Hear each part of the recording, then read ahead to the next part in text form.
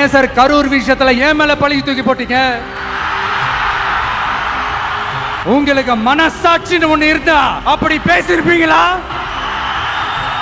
நாங்களாம் உங்களுக்கு நண்பர்கள்னா ஒரு ஈவென்ட், ஒரு ஃபங்க்ஷன் நடத்துறதுக்கு ஒரு இடமோ ஒரு பர்மிஷனோ ஏன் கொடுக்க மாட்டேன்றீங்க? எல்லாத்தையும் நீங்களே பண்ணிட்டு போற போக்குல அப்படியே பொய்களா அடிச்சு விட்டுக்கிட்டு இருக்கீங்க. உங்களோட உண்மையான நண்பர்கள் யாருன்னு சொல்லட்டுமா? லஞ்சம், ஊழல், அரசியல் ஆதாயம், இதெல்லாம் தான் உங்களோட உண்மையான நண்பர்கள். பர்சனலா நீங்க எப்படி வேணா இருந்துக்கங்க சார், நமக்கு அதை பத்தி கவலை இல்லை, நமக்கு அது அவசியமும் இல்லை.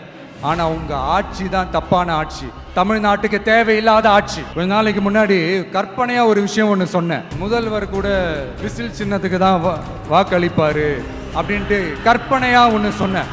ஆனா இன்னைக்கு நிஜமாவே நமக்கு ஆதரவா ஒரு கோஷத்தை எழுப்பியிருக்கிறாங்க. அது என்ன தெரியுமா? எங்க வாக்கு சாவடி வெற்றி வாக்கு சாவடியா. அதுக்கு அர்த்தம் என்ன தெரியுமா?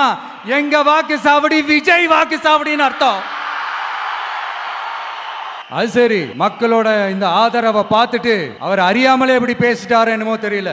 50 வருஷம் எக்ஸ்பீரியன்ஸ் அரசியல்ல, உண்மை என்னன்னு ஒத்துக்கிட்டு தானே ஆகணும். ஒரு சீரியஸ் கேள்விய இன்னைக்கு இருக்கிற மிகப்பெரிய அரசியல்வாதிங்க கிட்ட கேட்கணும்னு நான் நினைக்கிறேன். நீங்க அரசியலுக்கு வர்றதுக்கு முன்னாடி உங்ககிட்ட இருந்த சொத்து எவ்வளோ? அரசியலுக்கு வந்ததுக்கு அப்புறம் இன்னைக்கு உங்ககிட்ட இருக்கிற சொத்து எவ்வளோ? அதை ஓபனா டிக்ளேர் பண்ண முடியுமா? அப்படி வந்த காசெல்லாம் என்னென்ன தொழில் செஞ்சு வந்துச்சு, என்ன வேலை செஞ்சு வந்துச்சு? உண்மையிலே நீங்க உடைச்சு சம்பாதிச்ச காசா, இல்ல ஆட்சி அதிகாரத்துக்கு வந்ததுக்கு அப்புறம் ஆட்டைய போட்ட காசா? இதெல்லாம் ஓபனா டிக்ளேர் பண்ண முடியுமா? இதெல்லாம் நம்ம கேட்டா எல்லா ஊழல்வாதிகளும் ஒன்னா சேர்ந்து நம்ம மேல சேத்தவாரி வீசுவாங்க. அதை பத்திலாம் நமக்கு கவலை இல்லை. ஏன்னா நாம யாருன்னு மக்களுக்கு நல்லாவே தெரியும். ஏன் நம்மளோட எதிரிகளுக்கு கூட அது நல்லாவே தெரியும். அதனாலதான் நமக்கு எதிராக அவ்வளவு அவதூறு பரப்புறாங்க. என்னென்ன அவதூறு பரப்புறாங்கன்றது உங்களுக்கே நல்லா தெரியும்.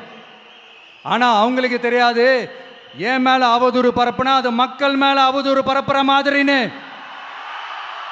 எனக்கு அரசியல் தெரியலன்னு சொன்னா அது மக்களுக்கு அரசியல் தெரியலன்னு சொல்ற மாதிரின்னு.